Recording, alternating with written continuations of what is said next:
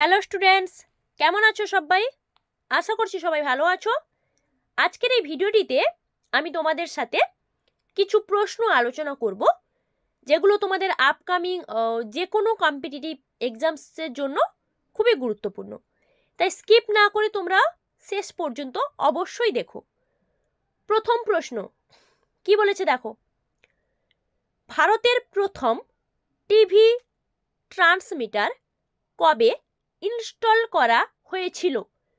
প্রথম TV transmitter, option দেখো কি কি রয়েছে, কত সাল রয়েছে। সঠিক উত্তর কি হবে?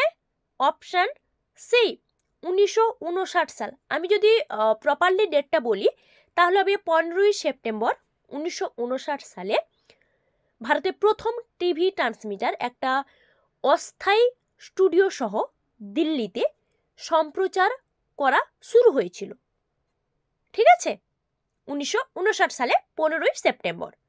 নেক্সট, সম্প্রতি খবরে দেখা WOH G64 কি, যেটা রিসেন্টলি নিউজে দেখানো হয়েছে। অপশান দেখো কি কি রয়েছে। সঠিক উত্তর হবে option C, red super giant star. Red super giant star, যেটা একটা টেলিস্কোপ দ্বারা আবিষ্কৃত হয়েছে, এটা WOH G64। নেক্সট, মানব দেহের সমগ্র অংশে রক্ত প্রবাহে কত সময় লাগে? সমগ্র অংশে রক্ত প্রবাহের জন্য কত সময় লাগে? সঠিক উত্তর কি হবে? Option C, 22 second. 22 সেকেন্ড লাগে মানব দেহের সমগ্র অংশে রক্ত প্রবাহে, মোট সময় লাগে 22 সেকেন্ড। ঠিক আছে, চলো পরের প্রশ্ন। সিস্টুরা সিংকাই কোন প্রজাতির বৈজ্ঞানিক নাম? সিস্টুরা সিংকাই, দেখো অপশান কি কি দেয়া রয়েছে। সঠিক উত্তর কি হবে? অপশান বি, মাছ। এটা এক প্রকারের মাছের প্রজাতি বলতে পারো, যেটা হচ্ছে মেঘালয়ের খাসি পাহাড়ে নতুন আবিষ্কৃত হয়েছে বৈজ্ঞানিকদের দ্বারা, সিস্টুরা সিংকাই।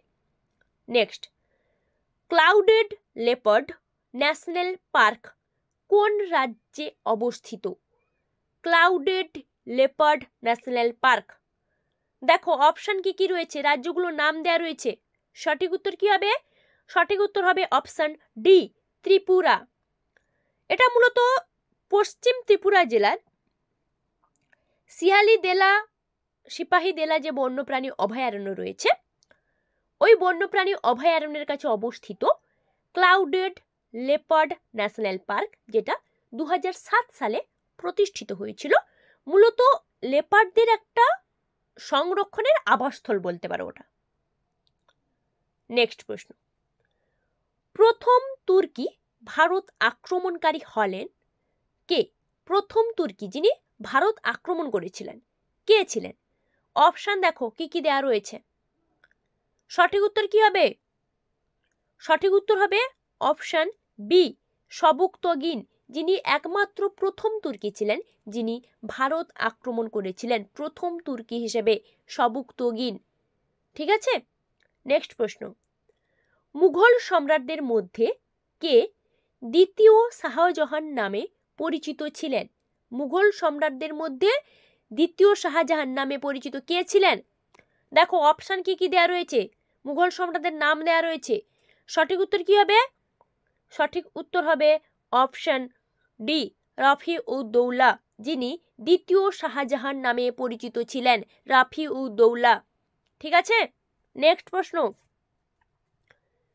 ইনভার ধাতু তৈরি হয় কোন উপাদানের মিশ্রণে? ইনভার ধাতু কোন কোন উপাদানের মিশ্রণে তৈরি হয়? এটার উত্তর আশা করছি সবারই জানা, ইনভার ধাতু। দেখো অপশান কি কি দেয়া রয়েছে। সঠিক উত্তর কি হবে?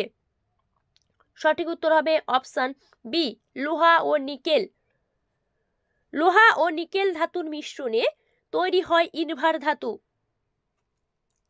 চলো পরের প্রশ্ন, মানব দেহের মেরুদণ্ডে কশেরুকার সংখ্যা কত? মেরুদণ্ডে কতগুলি কশেরুকা রয়েছে? কশেরুকার সংখ্যা কত জানতে চেয়েছে। দেখো অপশান কি কি দেয়া রয়েছে। সঠিক উত্তর কি হবে বলো তো? Option D 33। 33টি কশেরুকা রয়েছে। মানবদেহের যে মেরুদণ্ড রয়েছে, আমাদের যে মেরুদণ্ড, ওই মেরুদণ্ডতে 33টি কশেরুকা রয়েছে। ঠিক আছে, চলো কি বলেছে পরের প্রশ্ন দেখো। গমন করতে পারে এমন একটি উদ্ভিদের নাম কি? গমনে সক্ষম এমন একটি উদ্ভিদ কি হবে উত্তর?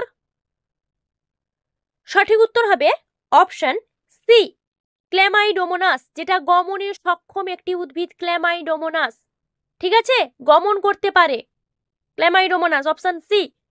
পরের প্রশ্ন, মানব শরীরে কোন শ্বেত রক্তকণিকা অ্যালার্জি প্রতিরোধে সাহায্য করে? কোন শ্বেত রক্তকণিকা অ্যালার্জি প্রতিরোধে সাহায্য করে?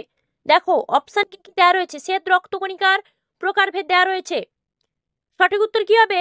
সঠিক উত্তর হবে অপশন বি ইওসিনোফিল, যেটা হচ্ছে ইওসিনোফিল শ্বেত রক্তকণিকা, যেটা অ্যালার্জি প্রতিরোধে সহায়তা করে। পরের প্রশ্ন, কোন ব্যক্তি একজন বিখ্যাত কুচিপুড়ি নৃত্যশিল্পী? একজন বিখ্যাত নৃত্যশিল্পী, কুচিপুড়ি নৃত্যশিল্পী কোন ব্যক্তি? অপশন যেগুলো দেয়া রয়েছে তার মধ্যে কোন ব্যক্তি হবে? উত্তর হবে অপশন এ ইয়ামিনী রেড্ডি, মানে ইয়ামিনী রেড্ডি, যিনি একজন কুচিপুড়ি নৃত্যশিল্পী ছিলেন, বিখ্যাত কুচিপুড়ি নৃত্যশিল্পী ইয়ামিনী রেড্ডি। পরের প্রশ্ন, বাঁশের বাঁশি বাজানোর জন্য বিখ্যাত ছিলেন কোন ব্যক্তি? যিনি বাঁশের বাঁশি, বাঁশের যে বাঁশি হয়, ওই বাঁশি বাজানোর জন্য বিখ্যাত ছিলেন, খুব খ্যাতি অর্জন করেছিলেন, কে? সঠিক উত্তর হবে অপশন সি পান্নালাল ঘোষ, যিনি বাঁশের বাঁশি বাজানোর জন্য একজন বিখ্যাত বাদক ছিলেন যিনি। পরের প্রশ্ন, ডেন্টিস্টদের দর্পণ কি ধরনের হয়? যারা ডেন্টিস্ট মানে যারা দাঁতের ডাক্তার হয়, ওনারা যে দর্পণটা ব্যবহার করেন, ওই দর্পণটা কি দর্পণ হয়? ডেন্টিস্টরা যে দর্পণ ব্যবহার করে, দেখো অপশন কি কি দেয়া রয়েছে। সঠিক উত্তর কি হবে? সঠিক উত্তর হবে অপশন বি অবতল দর্পণ। ডেন্টিস্টরা অবতল দর্পণ ব্যবহার করেন। ঠিক আছে।